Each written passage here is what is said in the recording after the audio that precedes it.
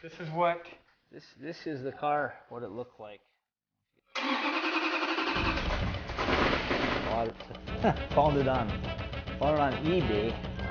Ray Dietrich designed this guitar for Ted McCarthy. There's the ship.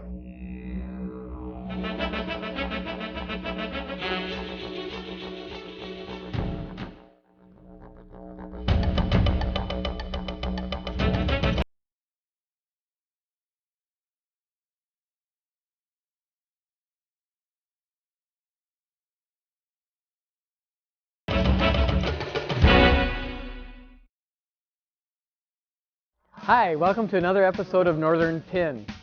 It's no wonder with weather like this that street riders have retreated from the streets of northern Minnesota to their garages to either hibernate their street rods for the winter or prepare some new street rods for the unveiling in spring. We have been invited to go take a look behind the scenes in some of these garages just to see what preparation is going on and what types of work they are doing to get cars ready for the spring unveiling. So come along with me, your host Kevin Edwards, and let's go take a look.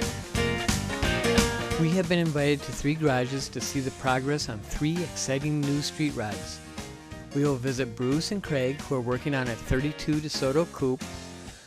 They are in the middle of preparing the frame and the motor. We're just getting started on the project, got a good start. We've stripped the car down, stripped it right to the bare frame, taken it and had it sandblasted.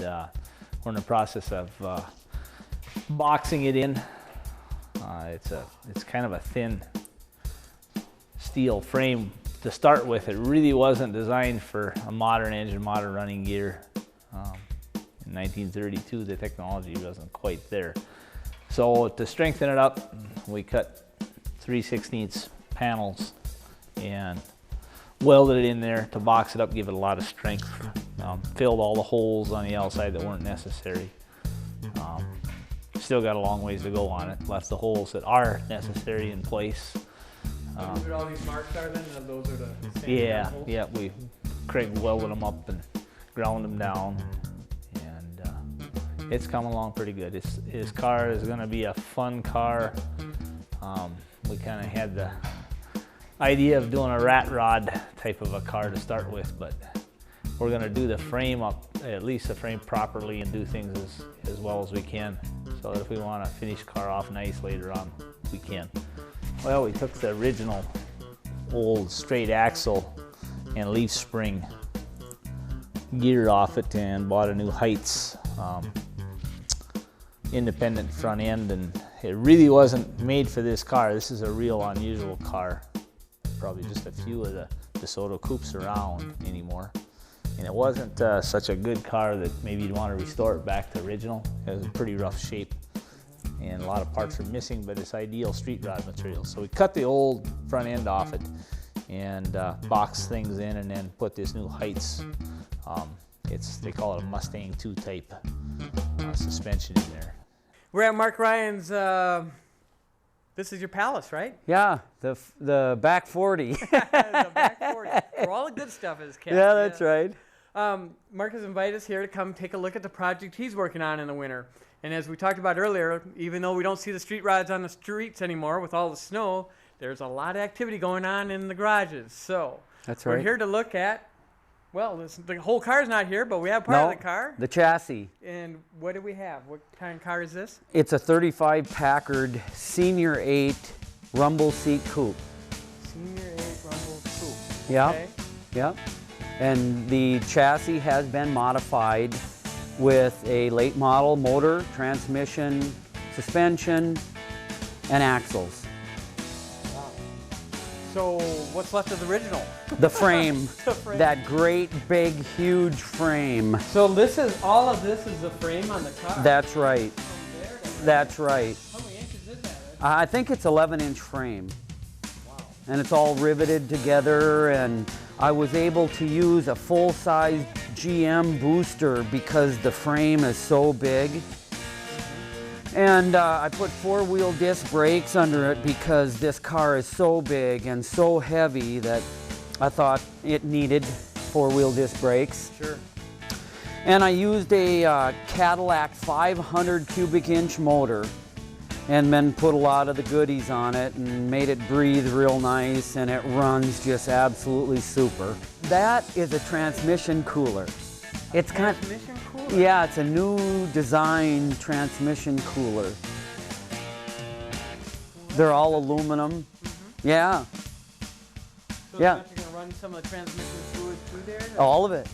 Yeah, most of the old ones they mounted in front of the radiator or behind the radiator, wherever.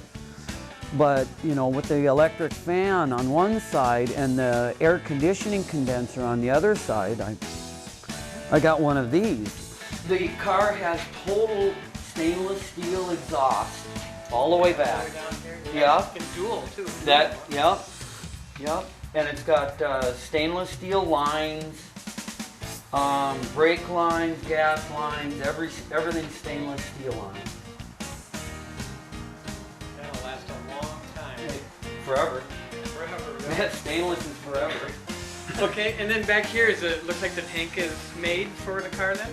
Yeah, that's right. It was fabricated out of stainless steel, and it was fabricated by Rock Valley exactly how the original one was, because this spout comes up through the rumble seat inner fender, Okay. and then it comes up into the fender, on the fender, where you put the gas in.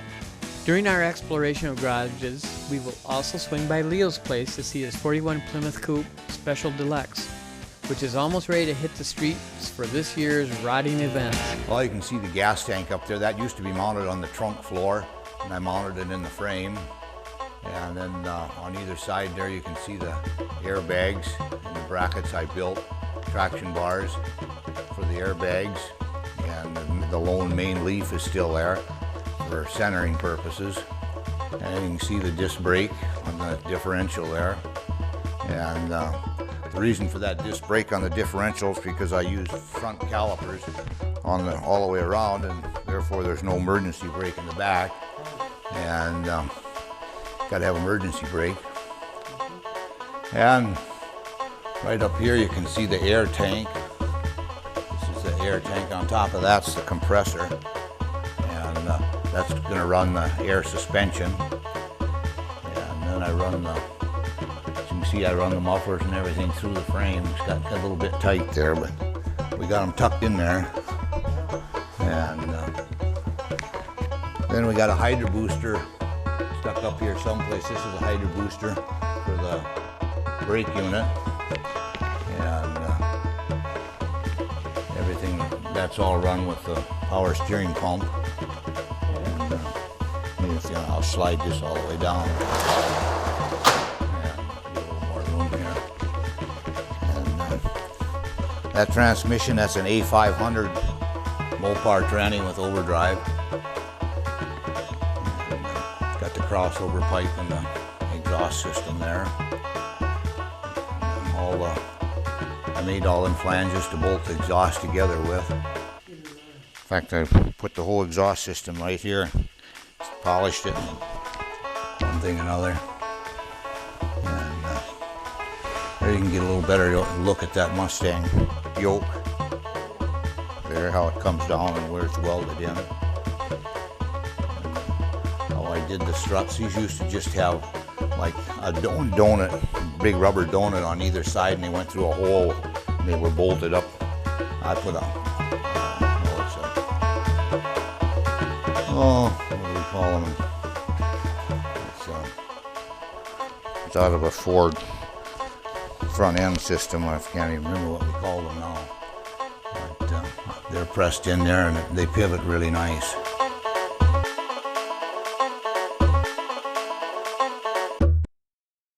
Let's go take a close look at motors.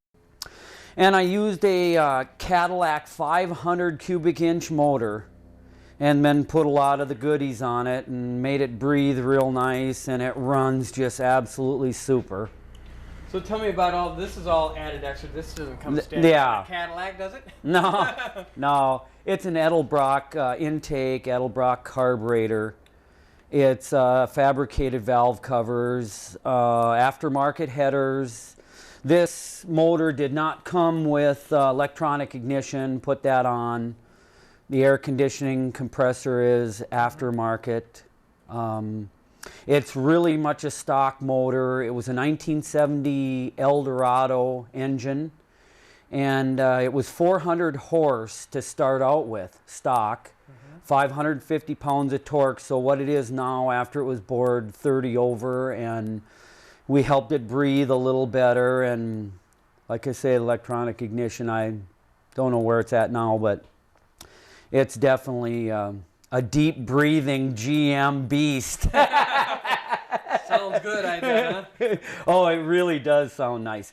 The transmission is actually out of a 71 Riviera, but it was you know, it's a heavy duty GM Turbo 400.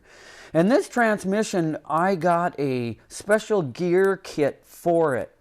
And it was a whole gear. I think it came with heavy duty clutches and an Allison diesel torque converter. And it was meant for a four-wheel drive setup. But I thought it would work good in this car because this rumble seat coupe weighs about 5,400 pounds. Wow. And what it does is the gears, it raises the ratio on first and second, and then third and reverse are the same. And then with the torque converter, I believe it gives it a little extra torque, but it was a special setup for this transmission. Well, that's a 91 360 Chrysler engine. It's a brand new engine. It's got a roller cam in it, and it was fuel injected, and I took that off and polished that intake and put that 600 Edelbrock on it, and it seems to run pretty decent for just tuning it by ear here. And I had the manifolds power shield, they call that, and they've been run now for a couple summers and they're still nice and shiny, so I think I'm really going to like that. It seems to work out real well so far, and my air conditioning condenser fit in there really nice, and And there's your ship, by the way. There's the ship, yeah. Front and back we got ships. That stainless grill, I took that all off and polished them, straightened them out, and spent a day or two on that. So Craig, tell us about the motor you've been working on here. Well, it's a 392, 1958, come out of a New Yorker. Was not originally a dual quad motor, but we rounded up an old Weand intake. So we stuck that on there and a couple carburetors. We have completely overhauled the motor. Crank's 1010, new rod bushings, resized the rods, new Keith Black pistons, all new valves, new guides, seats, new springs, a Iskanderian mechanical camshaft, 480 thousandths lift, and I believe it's 240 duration. So she rumbles a bit. Otherwise, not a heck of a lot else to tell. It's pretty basic. We can fire it up again here for you. Okay.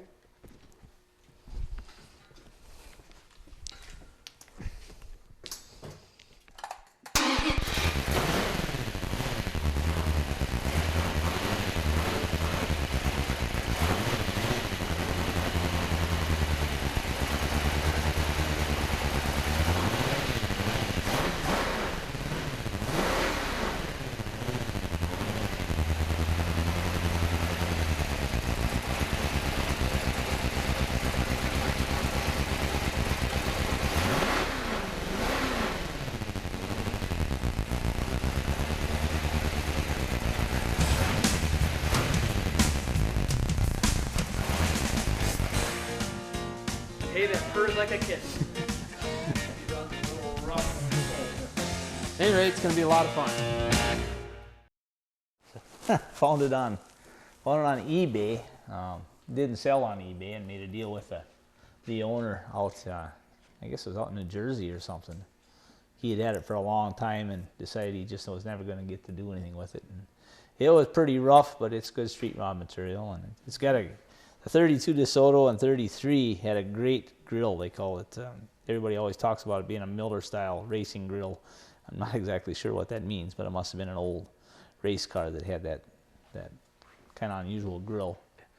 And then replace the rusted metal and put a new dash in it, and probably won't be putting air conditioning or anything like that in this car. It had a rumble seat. I'll probably set that back up to operate as a rumble seat again. Anyway, that was the car as it came before we started on it.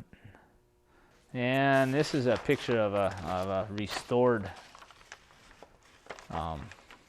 32 DeSoto Roadster, which this isn't, but it's you can see what the front end and the grill should look like. It's a pretty classy looking car, at least to my estimation. A little different. You don't see them very often. On the really nice luxury American cars like Duesenberg, Auburn, Packard, Pierce Arrow, they used golf bag doors. And on the big wheelbase cars, they used them. And this car was a senior Packard, and it has a 134-inch wheelbase, which is very large. Yeah. And it has dual golf bag doors on both sides. So the door, what does it just flip down? That's right. And then you take your golf bag and you Right. shove it They in there used like it. that, huh? Yeah, that's Okay. right. And it was part of the rumble seat. This car has a rumble seat. And it has hidden hinges, and there's a lever that you pull and it flops open automatically. You know, so there's no, the back of it is just smooth. It has a roll down rear window so you can talk to the people in the rumble seat. Okay. Oh, really? Yeah. And this is all stock. Wow. This car in 35 came with suicide doors, so the latches are here and the door swings back, you know. Back this way. Okay. That's right. Oh yeah, here's the Hinges right are here. back. Hinges Yep. that way. Okay. That's right. But these cars were structurally wood with tin tacked to them. Okay. And they were called custom coachwork design, where every piece of wood was hand cut, steam bent. Wow. And well, the whole body was hand built. So they were a very elaborate car. In 1935, Packard started making junior cars to compete with Ford and Chevrolet. And junior means smaller, I assume, Right, that's right. And the 110 junior car had a 110-inch wheelbase. This was the smallest senior coupe, and this has a 134-inch wheelbase. And the doors, they've got wood frames inside those Right, too? they're all wood. Yeah. Structurally, the doors, All the way around. that's right. It's all wood up through here. Structurally, the doors are all wood with sheet metal tacked to them. Yeah. And of course, this wood here is original and in not very bad shape. You know, it's got some tack marks on it. A little bit here. But these were bad. This was bad. This was bad. So I put new pieces. I made new pieces there on the bottom of the doors. Okay. But yeah, they are. It's amazing how much wood is actually in this car. That has dual side mounts on it. And the side mounts have the covers. Okay. Is that what I see over here? That's On this right. one? Yeah, I pulled out a couple covers. These Pulled here, out a okay. couple covers to show that once the tire is mounted in the fender, these covers, this is a wheel cover.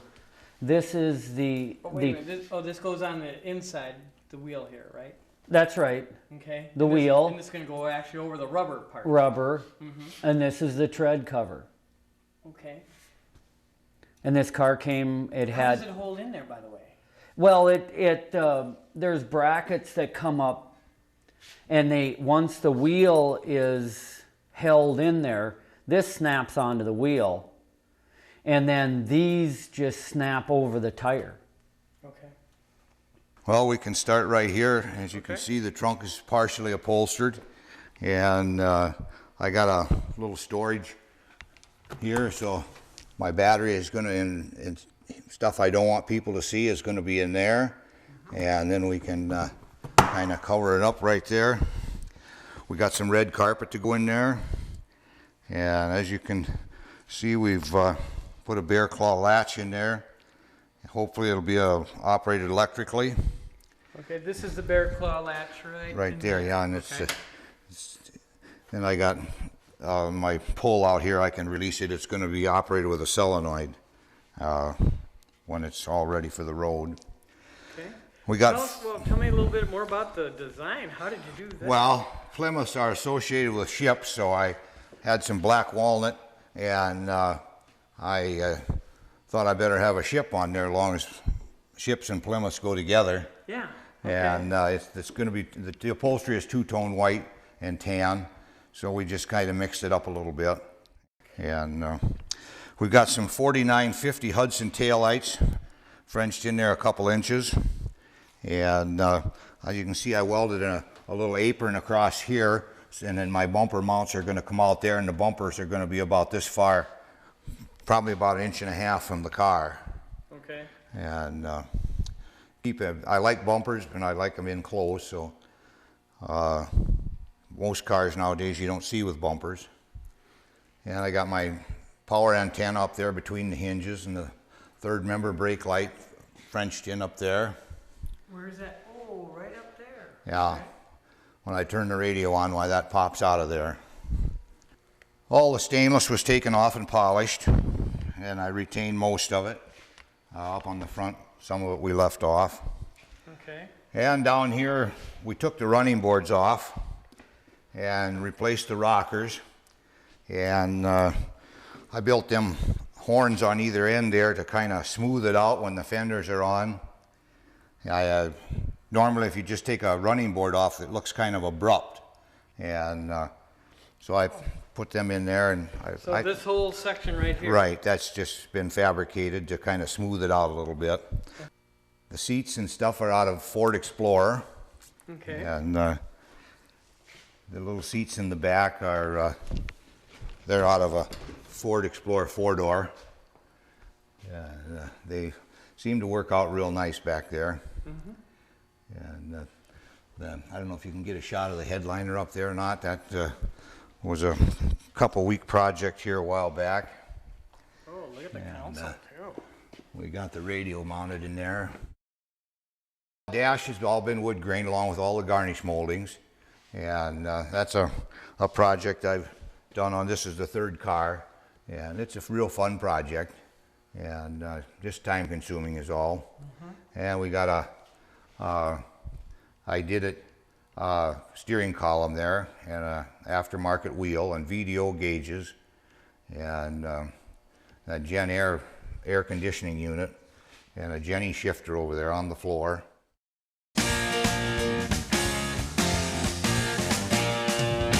I heard there's a story about a guitar. Yeah, that's right. You know, way back when, I don't know exactly when, but I would guess, I know in the early 30s, that Packard were notorious for making like one-of cars. Mm-hmm. You know, maybe a dual cowl Phaeton, like a dual windshield convertible, you know, V12 with, you know, custom, you know, Darwin or Dietrich.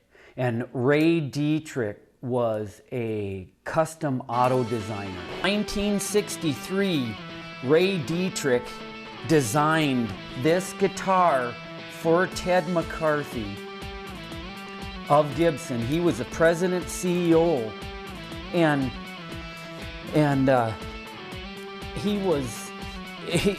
this guitar, in '63 they made 62 of these.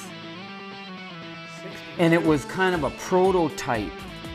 It had the double Firebird pickups, It had the long tailpiece with the urn and the Gibson inlaid right in them. It's got the Firebird on it.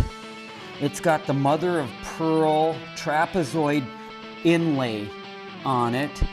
It's got a reverse, what they call a reverse headstock, where it's a reverse headstock, and they used banjo tuning keys. You notice they go straight through the top. They don't come off on a right hand or left hand. You know, this guitar in '63 was wild. I mean, it was absolutely wild. It's wild today. I know, it's unbelievable. I just love it. I always have. You know, I've owned it since, I don't know, around 75 or something. And what made these Firebirds so unique was this piece right here. You see this raised piece here? This piece right here is a solid piece of wood that they made, where they mounted, of course, the frets and the bridge and everything onto this. And then they glued these wings on. So with this being a solid piece of wood, the sustain and the vibe on this thing is just unbelievable. I mean, it's just unbelievable. I don't know if I've seen a guitar with that kind of design. No. And Ray Dietrich, the famous car designer, was solely responsible for this guitar.